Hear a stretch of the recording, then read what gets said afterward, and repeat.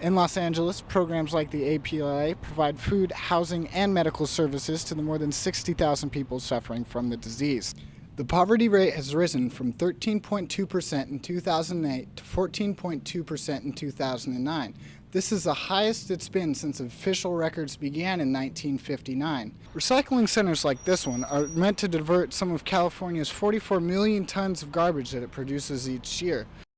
California will receive more than $35.2 million to fund the program. The 13th annual Downtown on Ice kicked off this week at Pershing Square. It costs only $6 to get in and is open until January 17th.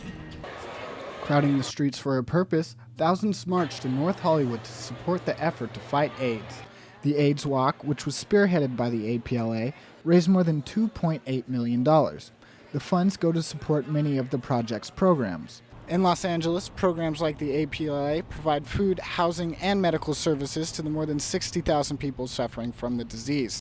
While walks and marches bring national attention to the issue, treatment worker Anthony Contreras tells the story of a client infected with HIV.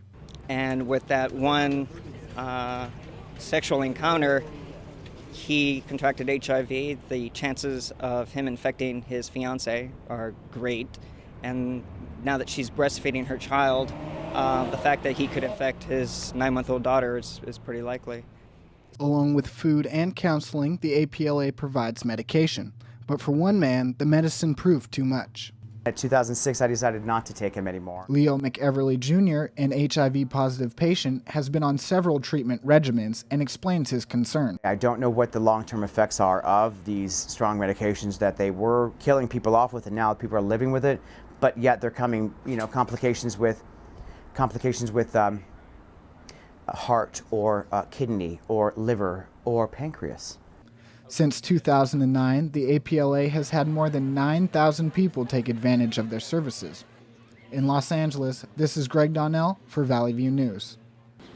An estimated 250,000 people experience homelessness each year in Los Angeles County. They come from all walks of life and from varied backgrounds. Many of these people will cycle in and out of shelters as they battle poverty, unemployment, or addiction. The poverty rate has risen from 13.2% in 2008 to 14.2% in 2009. This is the highest it's been since official records began in 1959. Shelters like the San Fernando Valley Rescue Mission help to provide family housing and food to those in need. As Rescue Mission Director Brian McKinney points out, the mission is there to provide a foundation for a new beginning. When they come to our door, they've been so beat up by life and circumstances and a bunch of other things. We spend quite a bit of time just trying to encourage them and to say, hey, it's not the end of the world. Okay, yeah, this is the bottom, but it's all up from here, right? The Mission Rescue Housing Program only accepts families that have passed a strict screening test. The shelter houses up to 28 people a night in dormitory-style sleeping arrangements. During their 90-day stay, patrons have access to case management, counseling, and vocational training. With America facing high unemployment numbers and record poverty levels, shelters like the San Fernando Valley Rescue Mission encourage even the least fortunate to dream. In North Hollywood, this is Greg Donnell for Valley View News. The city of Los Angeles produces over 44 million tons of garbage each year. On average, a typical American citizen will produce more than 29 pounds of garbage every week. To reduce landfill use, the state has implemented recycling diversion programs that are meant to cut landfill use by 50%. Programs like Locomax, a countywide materials exchange program, allows customers to trade usable electronics from person to person. Unusable electronic goods, known as e-waste, can be brought to commercial recycling facilities like BCS Recycling in Canoga Park. The site is responsible for disposing of e-waste. We probably bring in 4 or 5 ton a year. A lot of material comes in, it's disassembled, it's sorted by its various metals, and then sold off. Flat screens and computer modems are disassembled for their parts and either crushed, shredded, or contracted to outside facilities. Circuit boards, which are gold-plated, are scrapped and resold for as much as $12 per pound. But e-waste is not the only problem plaguing landfills. Recycling centers like this one are meant to divert some of California's 44 million tons of garbage that it produces each year. This is in accordance with state law, which is looking to cut landfill use in half. In 1997, the EPA estimated that nearly 3.7 million metric tons of aluminum were recycled.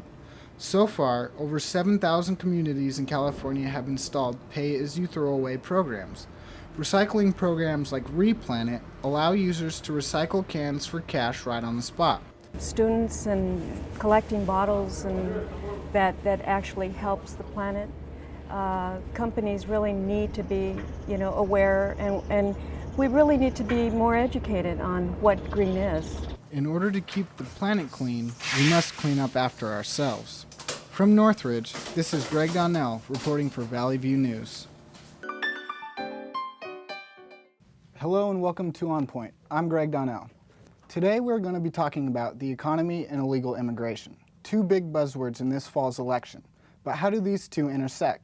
Is there a general pattern that they follow? I mean, are they trying to get back home, or in most cases, are they trying to get settled in the United States?